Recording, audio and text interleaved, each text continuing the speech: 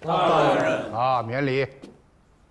诸位，你们也都知道，这祥和洋行准备染指两淮的盐业，我委托古先生全权梳理两江的钱粮，他的命令就是我的命令。此事性命攸关，大伙儿都要小心啊！哪个装糊涂或者底下和洋人勾勾手指头，我拿他试问。哎，吴先生，请上座吧。哎呀，请。哎，来，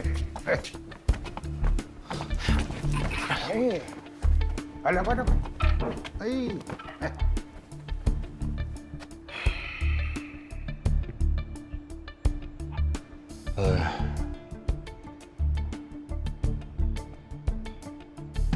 诸位大人，其实我不说，你们心里也清楚，两淮盐业就是两江的经济命脉，不管在哪个商人手中，其实都是官府监管，但一旦落入到洋人的手里，那是要出大乱子的。既然我们现在决定了要和洋人打一场仗，那我们就要全力以赴的备战。两江一带物产最盛的就是蚕丝，我现在需要你们大量的收生丝啊，鼓励民间生产，尤其是上好的丝绸绣品。我知道你们现在库存还有很多，但是我需要的量更大，你们一定要尽全力去收。拜托诸位了，你们把今年能收到的生丝，包括库存的丝绸，还有地方特产，都统计一个具体的量给我，越快越好。啊，书案都给大家备好了，想不起来的、记不住数的，赶紧派人回去查一查。今天必须都给到我。去吧。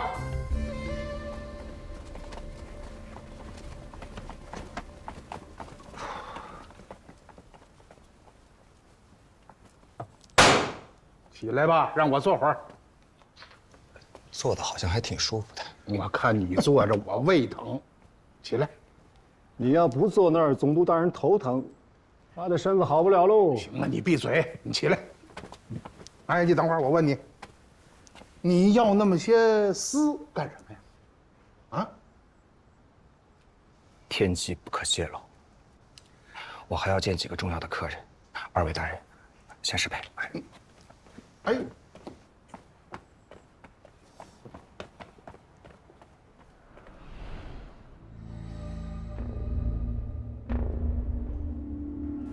李先生，那么悠闲，你不会让我输给这个中国小子吧？你有火轮船，你可以把货卖到全世界去。东印度公司难道打不赢两江总督府吗？你觉得这个幸福的中国人能赢我吗？他也许会赢你，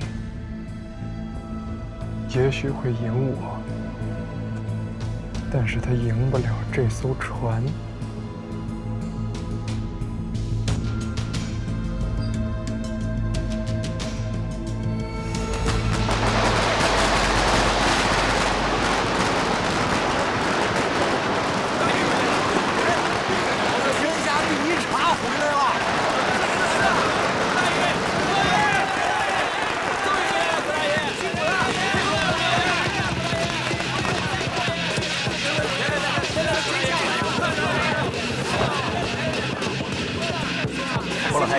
回来了，快请快请。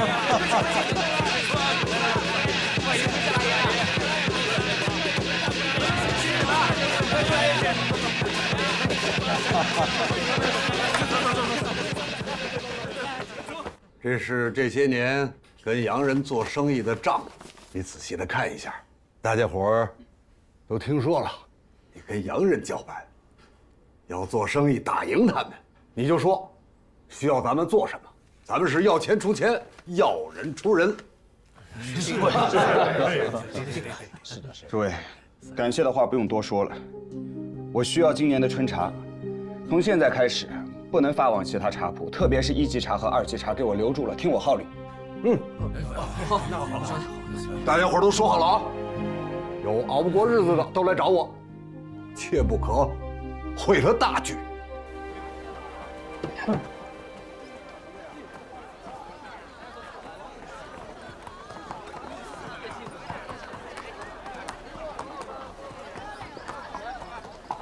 林兄，等你一天了。哎呦，这一路给我颠的，骨头都散架了。快，上车坐着。哎，好嘞。我说我来接你，这一出门啊，看到这马车，哎，就觉得手痒痒。几十年没赶了，这一上手，还挺稳。怎么样，敢不敢坐？敢啊！你走稳一点啊。小子还挺挑。这样。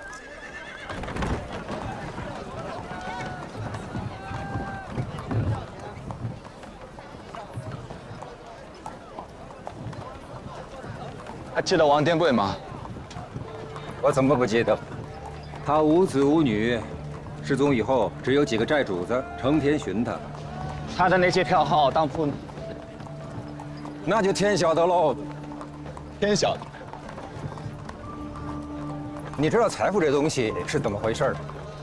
它不是你的，也不是我的，它在大伙手里转圈儿，在谁那儿多待一阵，那是老天爷疼他。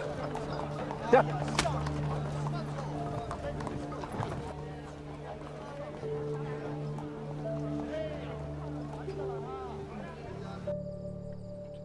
不是说我这兄弟在南京做大生意了吗？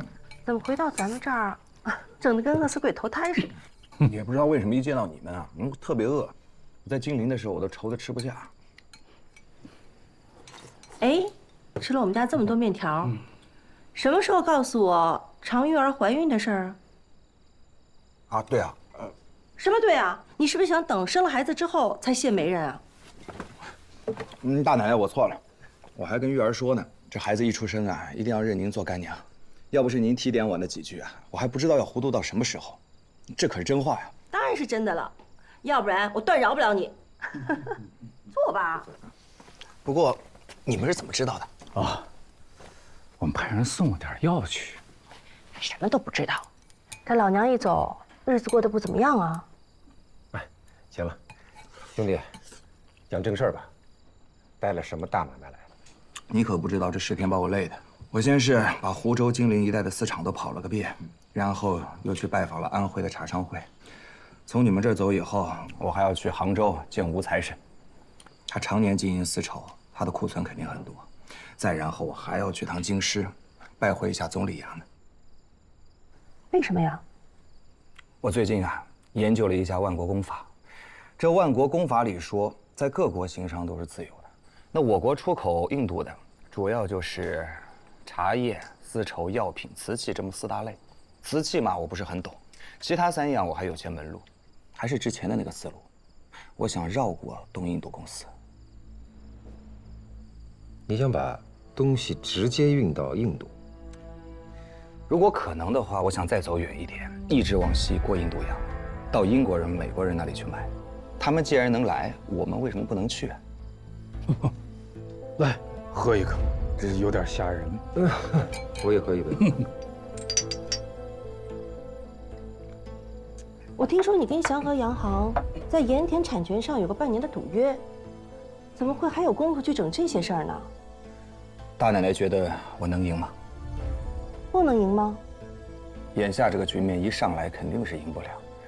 想要生意做得大，市场就得大。我们的市场无非是南7北613省，除了5个产盐区，剩下的省份盐店的规模和利润基本上已经饱和了。那祥和洋行他们的利润从何而来啊？左手倒右手啊，直接卖给东印度公司。他们想让资本进到盐业，多花点钱，他们也愿意。至于东印度公司再想卖给谁，那就天晓得了。不过他们的市场那么大，这点盐他们还是吃得下的。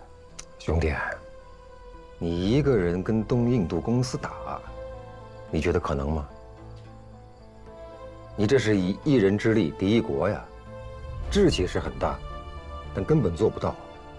我之前出国，你也知道，也是卖给当地代理商，利润是高一点，但是我们做这洋人的船，出国的机会不是经常有。你要在那建立一个自己的商业基础，恐怕10年、20年都不够。我可没10年20年，做不到，做不到。人力有时尽。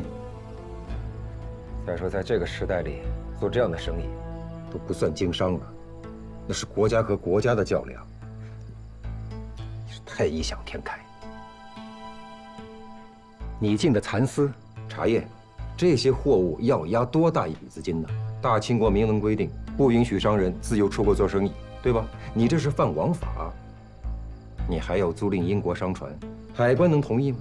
商船会答应吗？据我所知，上海的商船基本都是东印度公司的。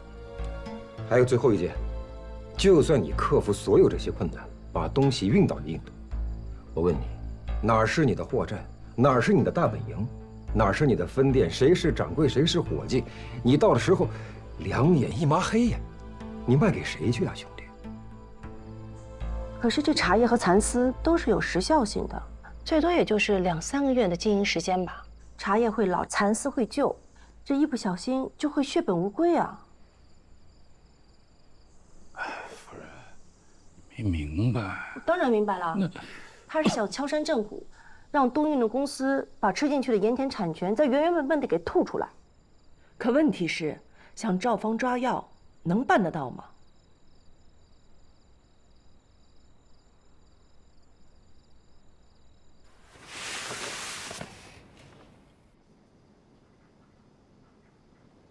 这个不像一个杀人的地方。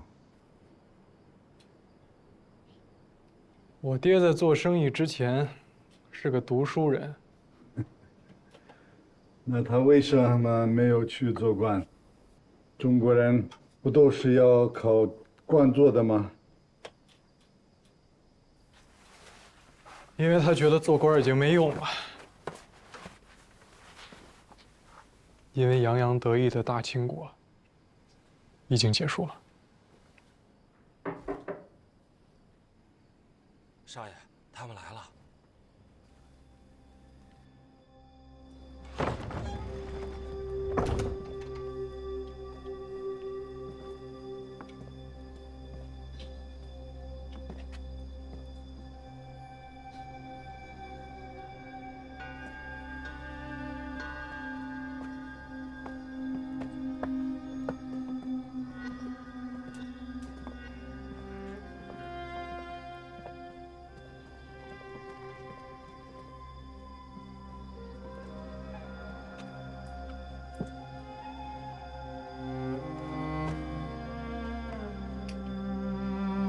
给大人请安。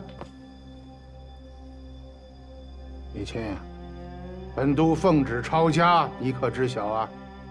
请大人说的再详细一些。你把盐田的地契抵押给了祥和洋行，使两江元气大伤。本都此次进京负荆请罪，圣母皇太后震怒。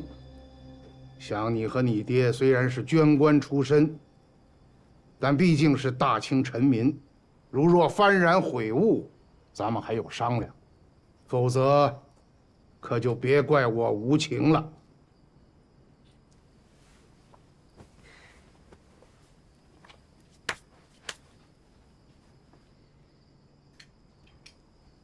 你是不是早就想抄我家呀？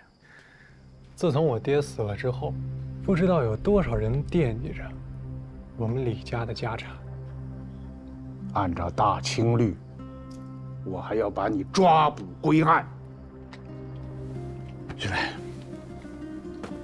李钦先生现在已经成为仙河洋行的合伙人，你们没有资格抓住他。这是我国公使给他开具的身份证明。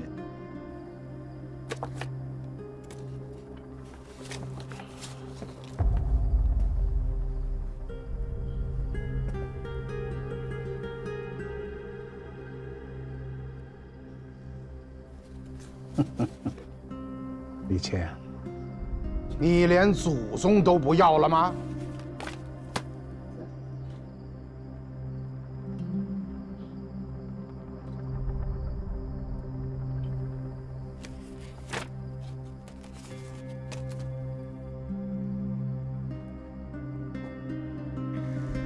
我没祖宗。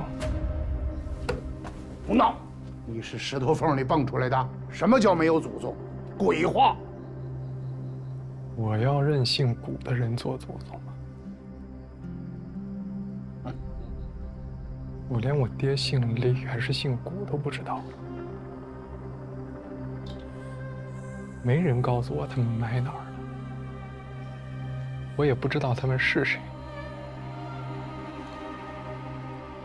我爹死了之后啊，我才发现这天底下好像就我自己个儿。您就甭费那心了。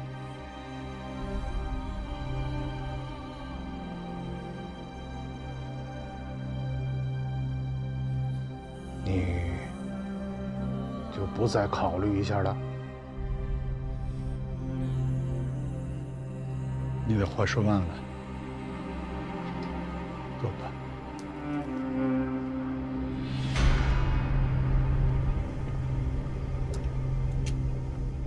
偷酒！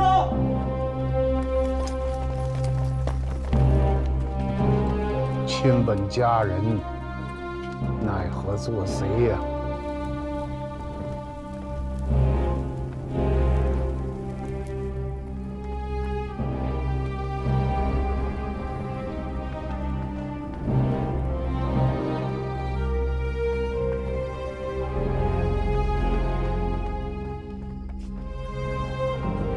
这么好一家，没了。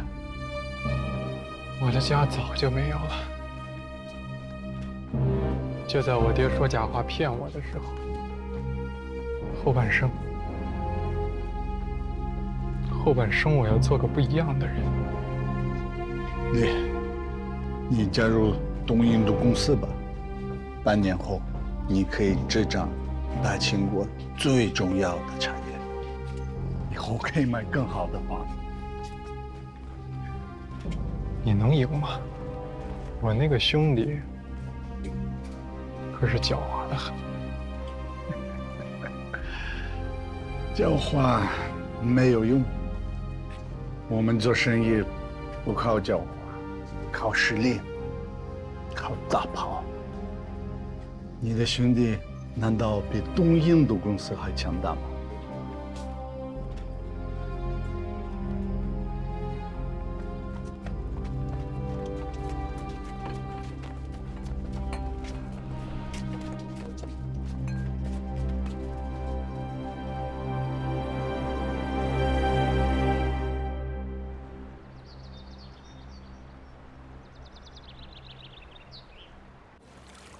五兄弟，哎呀，最近可净听人说你了啊！我这耳朵都快听聋了。那做生意的还天天拜财神呢，要说聋我早就聋了。走，带你看货去。嗯。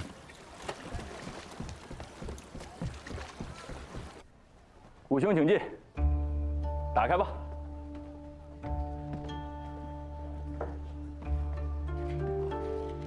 咱们先看看货。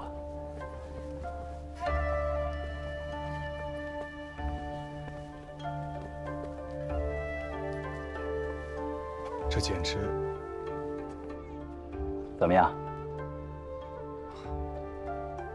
我自认为是见过上等绣品的，接了你的货，我才发现，我之前看到的都是些垃圾。这徽州的刺绣啊，自然也是不错的。但是跟这杭州和苏州的比起来，那肯定是比不过。你再看我这些绣娘，那都是在宫里当过差的，自小除了拿筷子用手以外，其他什么用手的活都不干。为什么呢？你看我们这双手啊，只要是干过一点粗活，就没那么圆润光滑了。我这些绣娘们自小学习刺绣，事事都得人伺候。不瞒你说，每天得用上好的蜡护手，这样才会在这些丝绸上几千针、几万针的刺绣，而不留一点痕迹，也不会把这绸面上磨起一点毛来。这可都是我们丝绸行业的大机密，你不干这个，我才敢告诉你。财神，您真是把生意给做到家了，不像我，贪多嚼不烂。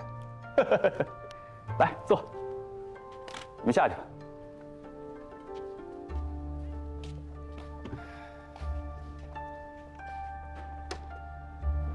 我听说江宁那边出大事了，你和祥和洋行杠上了？我听说财神和祥和洋行有生意往来。这丝绸上的生意，祥和洋行的确是我最大的竞争对手。理查德是个老鬼，你未必斗得过他。斗不过也得斗啊！那些洋人现在想要霸占两淮的盐业。财神，无论如何，你得助我一臂之力。哎呀，我们两家缠斗了几十年，你倒说说看，有什么好办法？要是能赢，我自然是乐享其成的。我想知道，他们东印度公司驻派在大清的，是不是只有祥和洋行一家？那自然不是。那英国的商业公司在印度的，是不是只有东印度公司？这个东印度公司只是其中的一家。不过，要是论规模的话，它的确是最大的。规模我不需要太大，其实我这个办法是从《战国策》里学来的，可以帮助吴兄你扫平你的竞争对手。这话从何而来啊？我需要你库里最上等的好货。这好办，你看上什么了尽管说，要运到哪里，我租船给你运过去便是。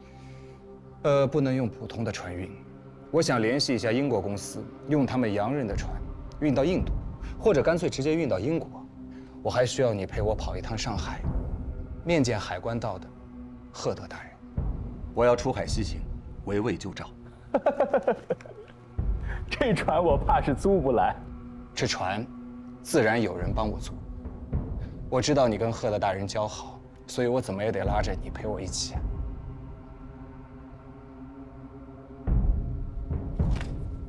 兄弟，你这话是真的还是假的？我立了军令状的，开不得玩笑。我估计你会来，只是没想到这么晚。是吗？我没说你，你来我没有想到，但他来，应该的。我是替人受过，不来不行啊。这篓子捅大了，这几天我接到了旨意，圣母皇太后严令两江总督收回盐场。你们是怎么回事啊？惹上了东印度公司了。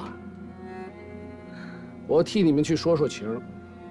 这种生意不是靠人情可以做出来的。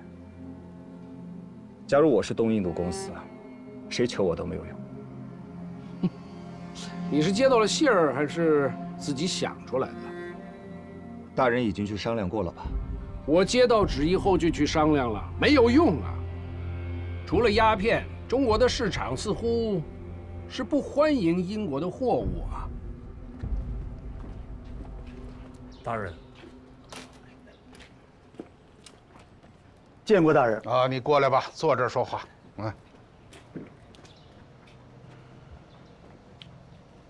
我问你啊，你们盐业工会现在掌握了多少家盐铺啊？回大人的话，加上新开的这117家，总共是305家。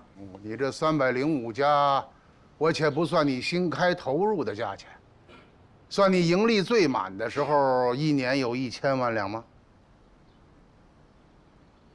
啊，没有那么多吧，估算下来也就是900万辆，上下浮动也不大。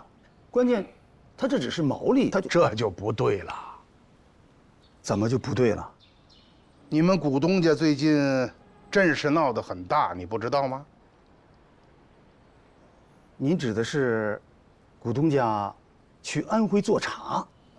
何止是做茶呀，丝绸、药材他都搞起来了，而且现在在外边还大张旗鼓的要运一批货去英国。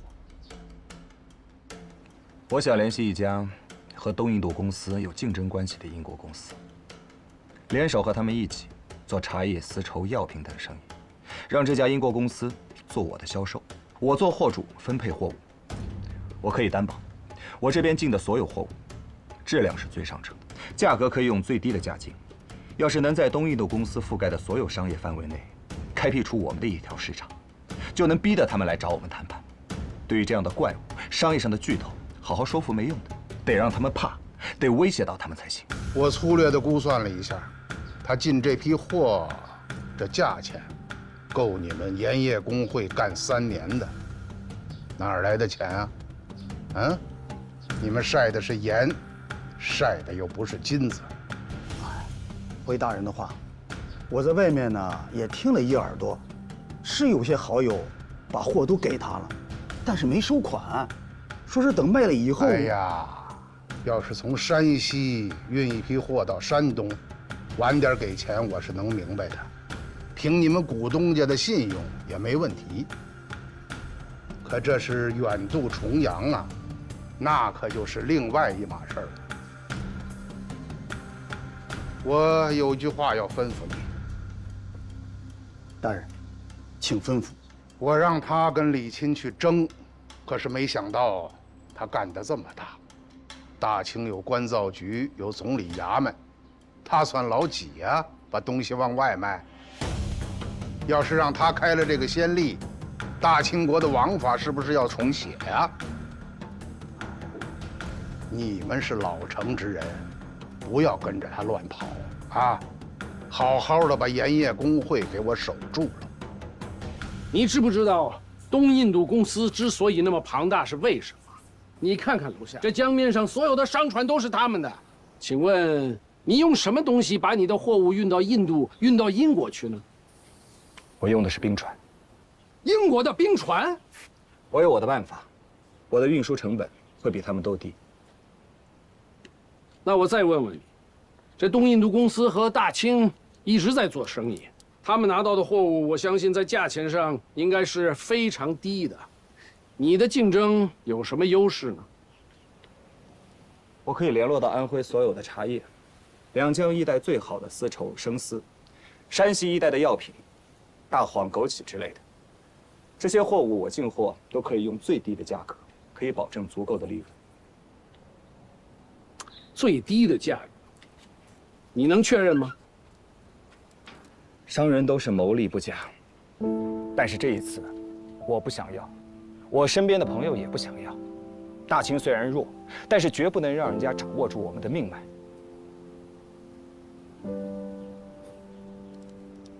啊，无非就是今年我们江南的丝绸生意不做利润了，这一点我可以做保。那其他的呢？这茶叶和药材的商人也都是这么想的吗？赫德大人，你不要小看我们这些手无寸铁的商人。经商之道，小到谋生，大到谋国，商战一样可以包括。